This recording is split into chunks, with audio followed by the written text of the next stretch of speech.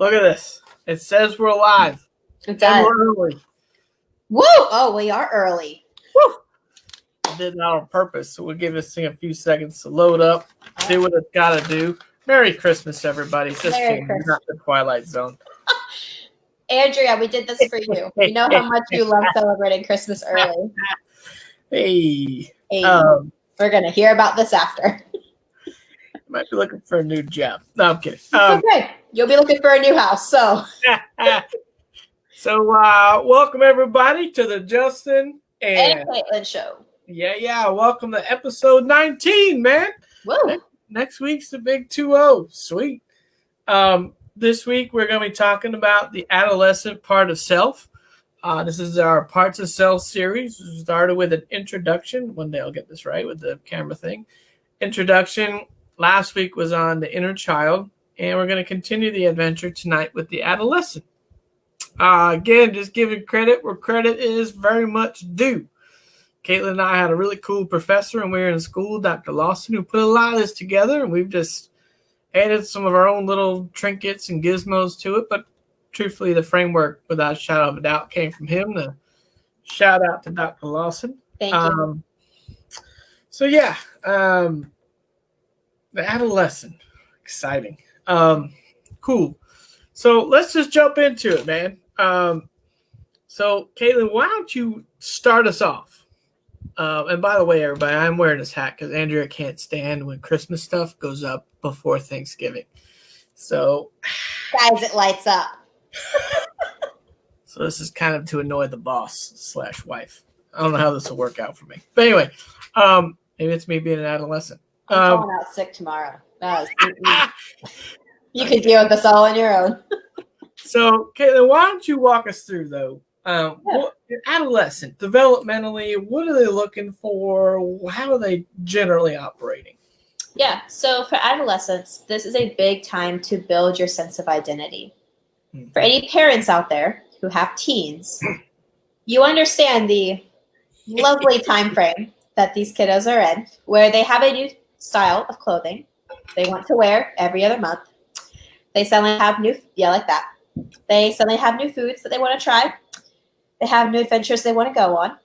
And sometimes you wonder what in the world is going on because you feel like you don't know your kid anymore. Welcome to adolescence. They are trying to build a sense of identity. A lot of times this will be around their peer circle and trying to figure out, okay, who is my support? Who are my friends? High school and middle school, very interesting situations, but they're trying to navigate that. At the same time, with trying to form that sense of identity is also the sense of independence. So a lot of times they end up pushing back against authority figures, especially parents.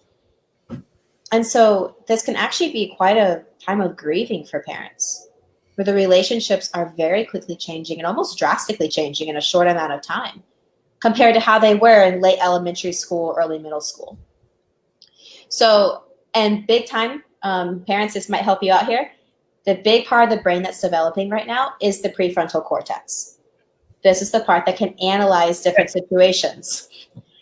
They're learning how to use this. It is developing. But it's trial and error. A lot of questionable decisions get made here. Yes, as the parents out there know. But for teens, that also means it's a very challenging time because all of your thought patterns are changing. How you've thought about things before, how you've thought about people before, that's all changing. Mm. You have a lot of hormones going through your body now that weren't there a couple of years ago. Yep. On top of a whole new parts of your brain starting to develop. So it's not an easy time. Mm-hmm. So developmentally, this is a challenging time. It's full of a lot of changes. But Justin, why don't you go into more of the loving adult, how this interacts, like how does this now work as an adolescent going through all of this?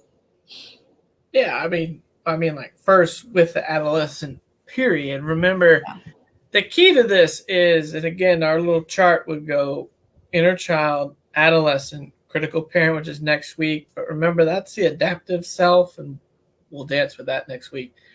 Loving adult. So in therapy, our goal is to develop the loving adult to learn to meet the needs of child and adolescent. So with the child, the loving adult's goal is to learn to soothe the child. What do you need, little buddy? Are you okay? We're going to be okay. You're safe now. You're not alone. Whatever the scenario. With the adolescent, things change up a bit, but here's why. And it's important to understand the child part first, hence why we did that first. Because the child and the adolescent do a dance together. The adolescent finds itself in kind of this protector role. I mentioned this last week. Generally when we talk about protection, we think anger, because when we want to protect something, we want to get puffy, and get bigger, so to speak. The big thing in the adolescence world that can be big triggers, and pay attention for this, is when you're not being heard and or you're not being understood. This is when a lot of friction starts. This is when the anger comes. And when I'm done laying this out, Caitlin's going to have a long part here explaining how anger can look. But it's one of those times in life where it's very frustrating to be an adolescent because you are changing, like Caitlin said, literally the chemicals in your body are changing. Parts of your brain are developing. So sometimes your decision tree is a little questionable because you're still figuring it out. But you're starting to understand more, and you start feeling sometimes these social justice-y type issues. Like, we're just trying to be relevant and real today. The Breonna Taylor stuff came out. And, I haven't read through it all yet. I know it just happened today. But there's a lot of segments of people that are annoyed about it. And here's where it ties into the adolescent stuff. It's really hard to feel like you want to be a protector, but you don't have any power yet. Think how frustrating that is. You see something isn't going well, or something is wrong, something is not right, but you don't have an ability yet to change it. Think about an adolescent. You don't start driving till 16, 17-ish. You're still living in your parents' home. The rules are a little fuzzy, but you're still under their roof, generally speaking. And it's a very frustrating time, because there's things you don't want to adhere to anymore. You're breaking away from the authority to make your identity, but yet you still have to maintain the rules that you had to follow as a kid. So it's very frustrating. And obviously when we're frustrated, a lot of times this manifests as anger. Here's why the kid and the adolescent can play together. The adolescent takes on this role of protector. It's just a natural thing. Yep. Well, here's where you start doing a little bit of digging. Why would you want to protect? Something must be threatened. Could be the adolescent not being heard or understood. Or, if we dig a little deeper, could it be that the child feels threatened, harmed, hurt by what somebody did or said? If the adolescent is hurt, crying, upset, scared, anxious, it's almost, I use the metaphor and visual here of like an older brother. Like, I could beat up my younger brother, but if you touch him, it's on. And it's that protective mechanism. Your younger brother comes home, says he got beat up on the playground. I know this is coming from the early 90s, so the times have changed, but, you want to go protect your younger brother. And that's how I tend to help people look at them, is look at that brotherly, and I'm a guy, so I got to use brothers. That's fine. But it's important to recognize how these two work, because the more you understand how the child works and how it works within you, the more understanding you're going to have about the adolescent. But remember the two big cues here. Am I being heard and am I being understood? When those aren't happening, we get frustrated and angry. When I notice things aren't right, but I don't have the power yet to do it, I get very frustrated. And that's why a lot of people want to throw the proverbial baby out with the bathwater. The adolescent isn't bad. The adolescent comes with amazing abilities down the road, because when you integrate this, they're the ones that are able to overcome fear. They're the ones that have this fearless, let's go, let's do the new thing, it's going to be great. And man, do you need that, especially in the late middle, and then end therapy when you're writing your new story. You need that fearless bravado to help you in these new behaviors. So with that said, Caitlin, the idea of anger, I feel as anger is horribly misunderstood in general anyway. Because there's a ton of ways it manifests that I don't think we give credence to.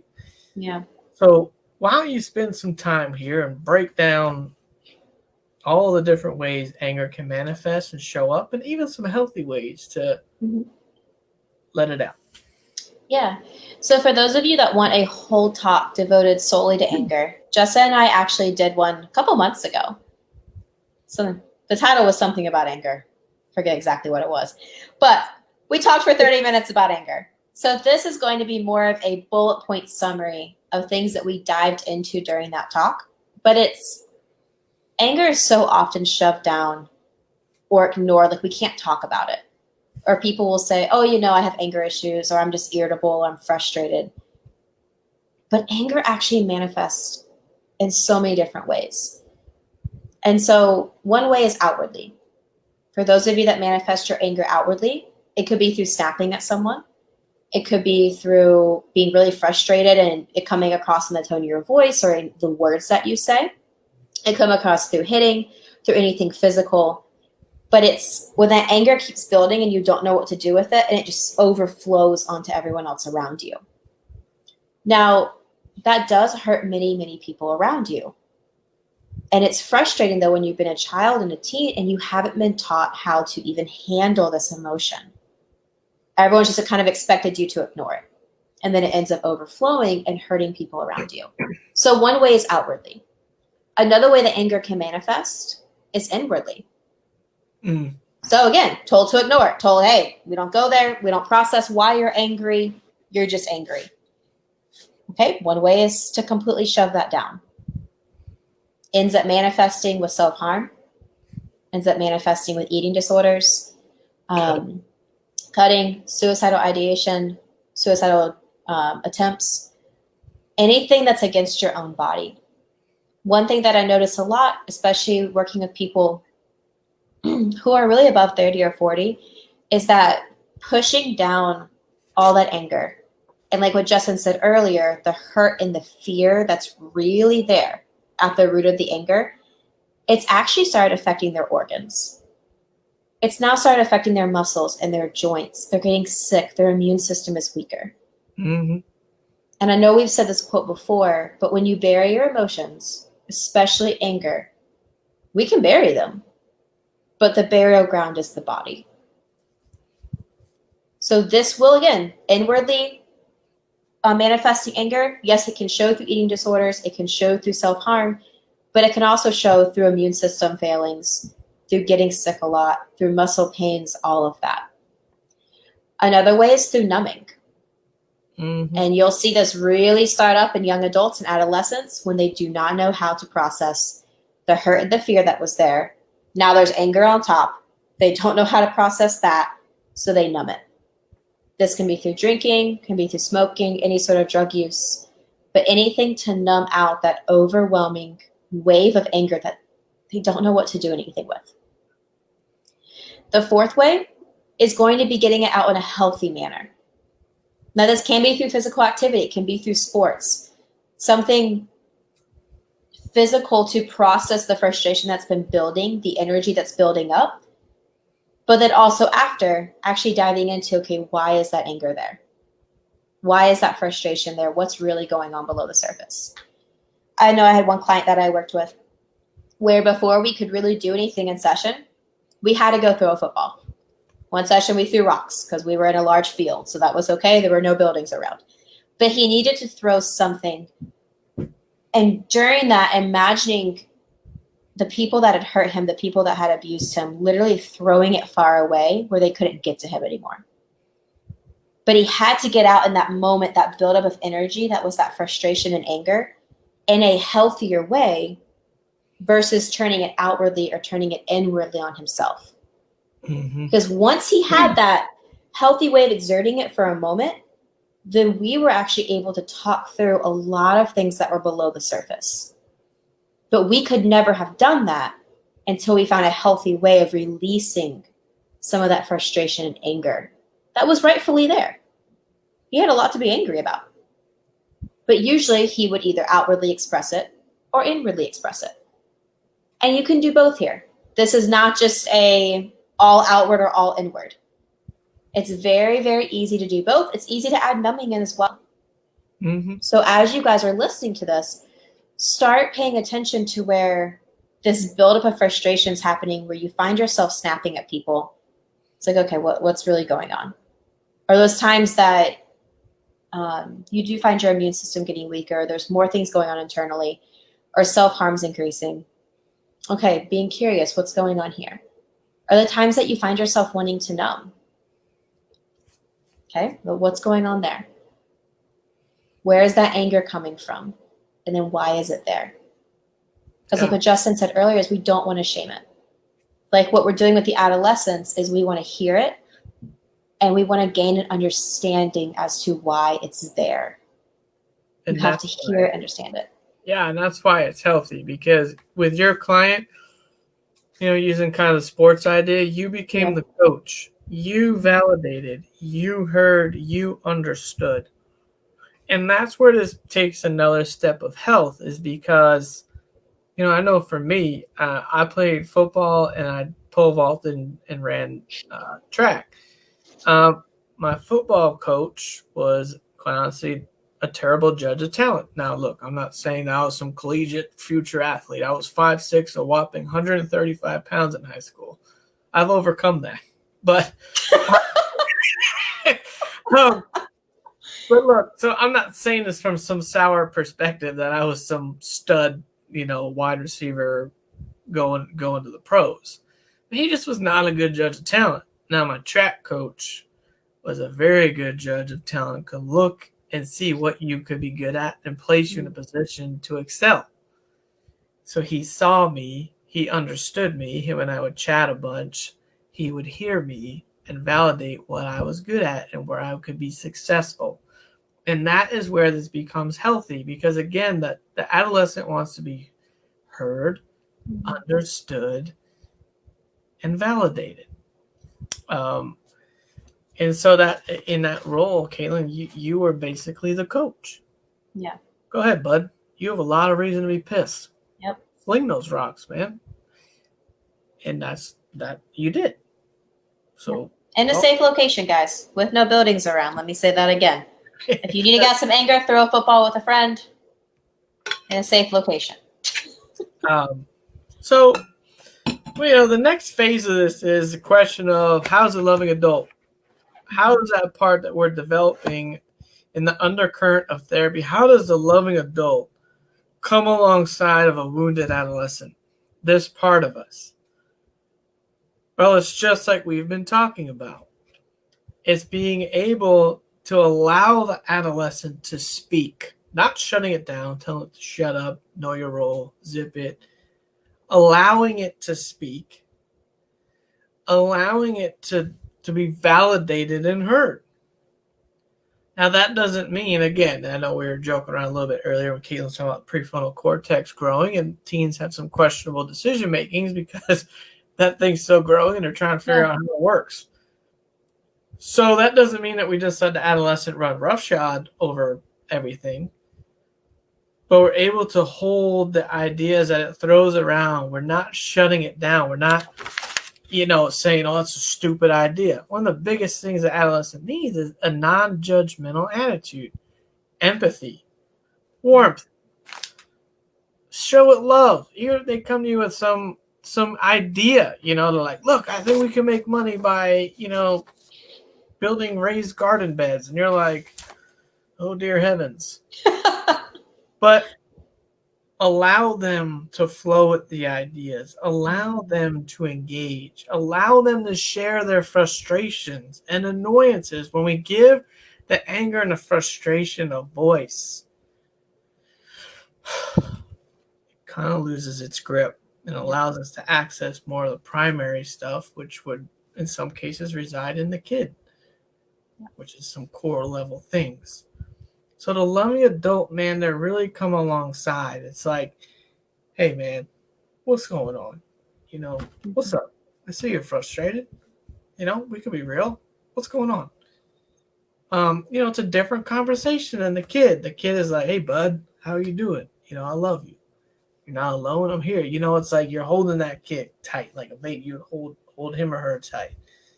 The adolescent is kind of coming with that arm over the shoulder, which kind of leads us to our last part of the show. We're going to take a little bit of a tangent, sort of, but I think it's a really important tangent that Caitlin and I stumbled upon pre-show, which you can get access to the pre-show through our Patreon. No, I'm just kidding. Don't do that. We don't actually have that. And you probably don't want to hear what we talk about. But anyway, but with that, the idea of the arm over the shoulder, the attaboy, for a male.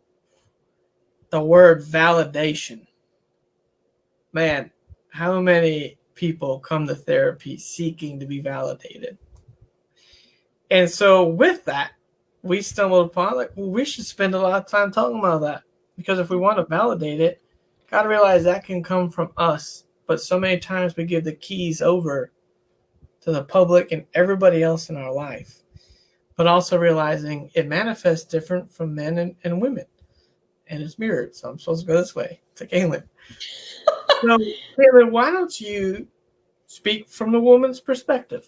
What's it like when you don't get validated from mom and dad? Mom and dad, but how does that manifest? What do people need to look for? Yeah. And kind of as a quick synopsis here, before even beginning this, just like when the parent is emotionally in tune to the child, they will teach the child how to regulate those really strong emotions. And then the child learns how to do it for themselves. It's the same thing with validation. When a teen is starting to develop, the mom and dad ideally come alongside and they validate the teen going into that young adulthood. This then teaches the teenager or the adolescent how to do this for themselves as well, how to recognize their own inherent worth and value. But when that's not there, that's what Justin's saying, where the keys are now given to all these different people to turn around and validate the teen because they've never seen how that occurs. Mm-hmm. So ideally, again, we want to learn how to do this for ourselves and know how to form a healthy support system that will continue to do this. But the first two key people in this are our parents that really show us how to do it. And so working with, let's say, the women that I work with, I know a lot of focus is always given on what happens when the father doesn't validate his daughter. As a generalization, you'll see it a lot where the women will turn to men then to try to receive that validation. Mm-hmm. This does not mean that they'll start having sex with a ton of men.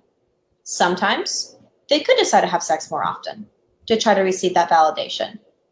Other times it could just be through trying to work really, really hard, especially when you have a male supervisor, in order to get those kind words or that affirmation that you did a good job.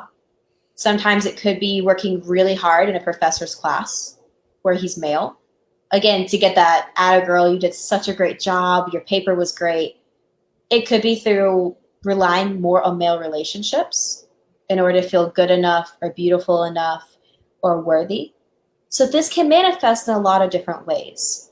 It doesn't just have to be sometimes what the stereotype is, and I don't like this phrase anyways, but those daddy issues, which you hear a lot is thrown around in adolescence or young adulthood. Yep. We're coming away from that, guys. This is a real issue where if a woman has not had her father pour into her or nurture her, this creates a very big wound that it is hard to heal from. It really is. There's that sense of loneliness there. There's that sense of not feeling like you are enough. And the father has a big role in that. But a big one that's not talked a lot about are when mothers don't validate their daughters. One of the horror stories I hear a lot, which is really unfortunate, is when a woman begins her first period. So she can be between 11, 14, sometimes 15, somewhere around there.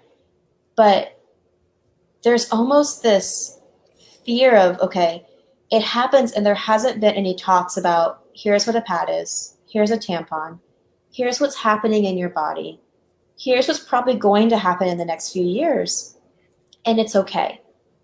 Instead, it's this young girl starts developing into becoming a woman, whether it be through her period or through her body changing. And the critiques actually increase. Instead of validation, it's, oh, well, you need to lose weight. Your hips look too big. Or, oh, you can't wear that anymore. It's too tight around your stomach. Because again, during middle school, high school, women know your weight starts fluctuating a lot more with your hormones develop, like with these new hormones, with your body developing. Right. And so what happens is, as we start developing, I see a lot of women start disconnecting from their bodies because they've been shown, well, something obviously is wrong with it. Things seemed fine until this started happening. And instead of the mother nurturing her daughter and teaching her what it's like to be a woman, it's almost like that womanhood gets put into a box. It's locked, sealed, put underneath the bed. And the woman then becomes completely disconnected from her body. We see this in eating disorders. We see it in self-harm. We see it through dissociation, all sorts of things. But that disconnect is there. Then that disconnect follows us into every single relationship after, especially when trying to have sex or trying to engage in an intimate relationship, whether emotionally, physically, sexually, whatever that is. It follows us. And so we did want to take some time to really talk about that because that's a huge issue. And especially when your mom does not validate you. Let's say when you make a mistake and your mom's like, oh, you're going to be a terrible mother one day. That follows you. That really does. And again, it goes against that womanhood where it's almost put into a box, locked, and put underneath the bed. Mm-hmm. And it's that lack of nurturing from either the father or the mother, and it does play out. And I know, Justin, you wanted to talk about, from the male perspective, what that looks like to not really have that nurturing guidance or that validation. Yeah. First of all, thanks for sharing that. I think that's important for me and guys in general to hear because, let's be obvious here. We don't have periods. Our boobs don't grow. We don't have the same puberty journey y'all do. But I think a lot of times, and this is part of the empathy that we're trying to develop towards the adolescent self. Yep. And if you're married, a guy married to your wife, I think it is important.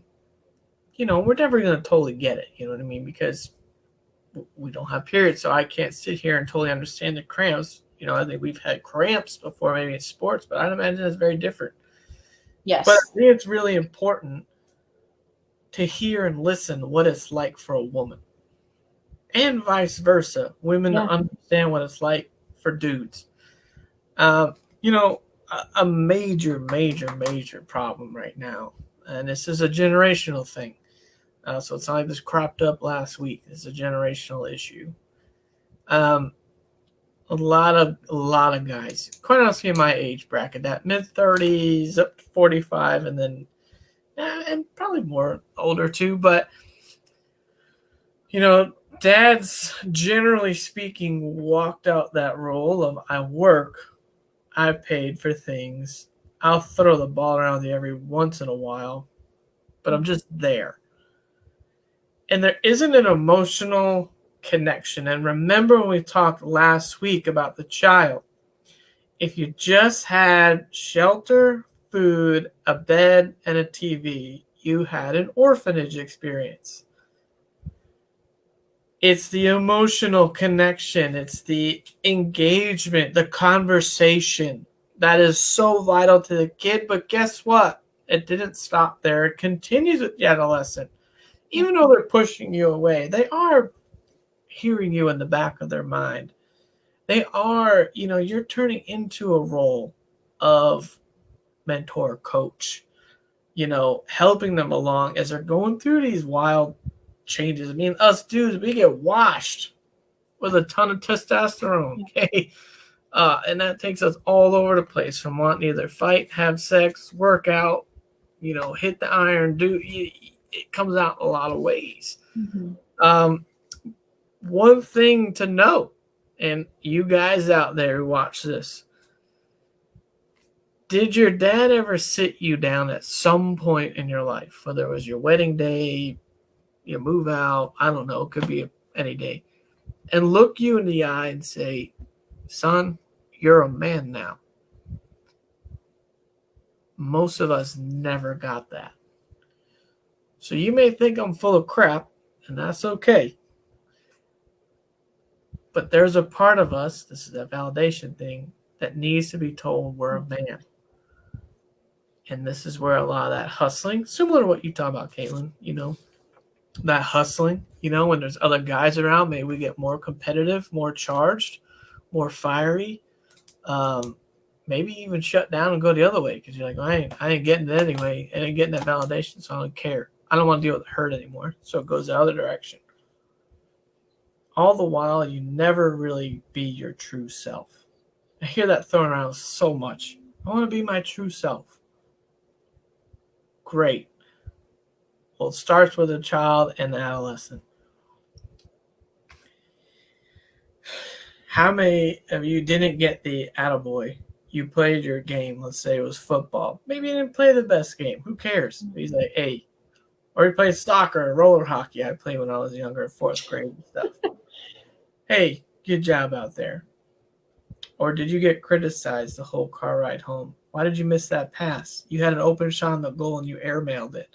Or maybe you played goalie. Why'd you let so many in? Like, what are you doing? Why are you out just picking grass and throwing grass in the wind? These are things, man. This is the validation that the adolescent needs. They need to be affirmed in this journey. When they don't get that, it is really hard for us males. It sends us walking out with this tough bravado shell a lot of time, but that shell is so thin, it's like an eggshell. And beneath that is a lot of emotions that have not been engaged. I've been thinking it, how does that manifest with a mom?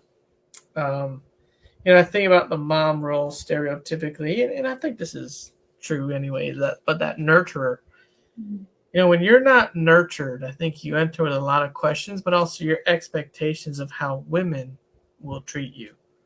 If your mom was, let's say, I don't know, depressed, or she had a lot going on in her world, and maybe she was an alcoholic, or you're dealing with your dad who was, and so her focus was more there, and you were just there as a kid.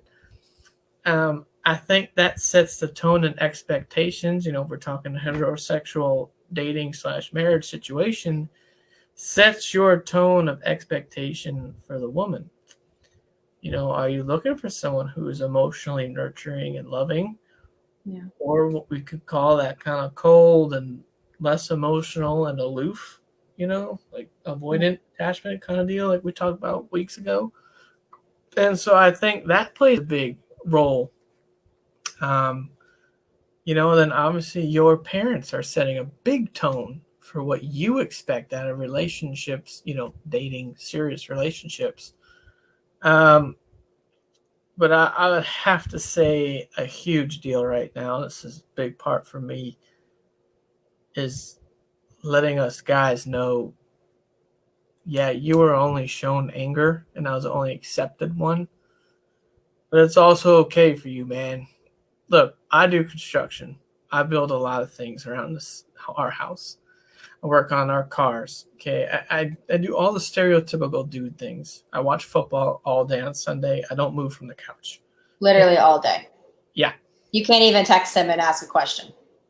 And I'm okay with that. But anyway, but look, it's also okay with me to express things to Andrea, whether I've been hurt or that I'm sad or that I don't know, something happened. It's okay to express that. and it's okay to share that. It's okay to cry. It's okay to let the emotions flow so genuinely they come out the eyes. And so many times that got shut down where our fingers would be bent the wrong way, and they're like, tape it up, suck it up, and deal with it. And so the only thing that we know is to be angry. But then we get here in our mid-30s and beyond, maybe married, and our wife's trying to talk to us in this emotional language, because most women, it generally comes more natural. But to us guys, it comes across as Mandarin Chinese. And you're like, well, be more emotional. Okay. And your wife is like, okay is not an emotion. And you just genuinely don't know. It's like you walked in expecting to be in Spanish 101 class, but accidentally walked into Spanish 4, where they're literally speaking Spanish the whole class. Mm-hmm. But you're still trying to figure out. Hola. Yeah, exactly. And this all stems from that validation factor, especially coming from dad. Yeah. So, tonight took a little bit of some different spins, really breaking down anger again, the idea of validation. I think it was really important, and I'm glad we stumbled upon it before the show. Remember these questions. How am I not being heard and or understood? What is threatening? These are big cues and clues as to when your adolescent can be coming up. Be thinking about these things. Next week, we're going to be talking about the critical parent. That one is special. We're going to be looking at it from an adaptive self view. We will break that down next week, maybe a little bit longer. These have all gone a little bit longer, but I think a lot of psychology terms can be used, and sometimes if that's not your world, it's like, so I think next week might be a longer deal. And then we're going to end in 2 weeks with the loving adult. How awesome they roll, what a role they play for you and the rest of your life. So with that, send you love. We send you just go out, have some fun this week, man. I think there's been a lot of just stress this last 9 months. And so my challenge to all of you is to go do something fun this week. So that'll be it. Episode 19 of the Justin and Caitlin show. We'll catch y'all next week. Bye.